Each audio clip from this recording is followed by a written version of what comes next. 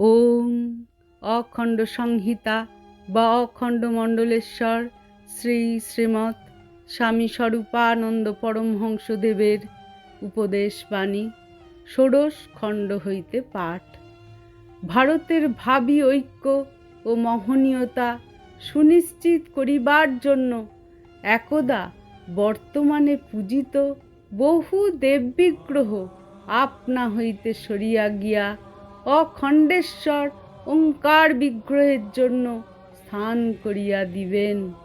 সেজন্য তোমাদের বিন্দুমাত্র চেষ্টা বা প্রচার শক্তির অপব্যয় করিতে হইবে না, কিন্তু সর্বসম্প্রদায়ের সাধন রুচি সদ্ব্যক্তিদিগকে নিজেদের উপাসনায় টানিয়া আনিয়া নির্বিরোধ মিলনভাব ও প্রেম সৃষ্টি যে তোমাদের আজই করিয়া নিতে হইবে।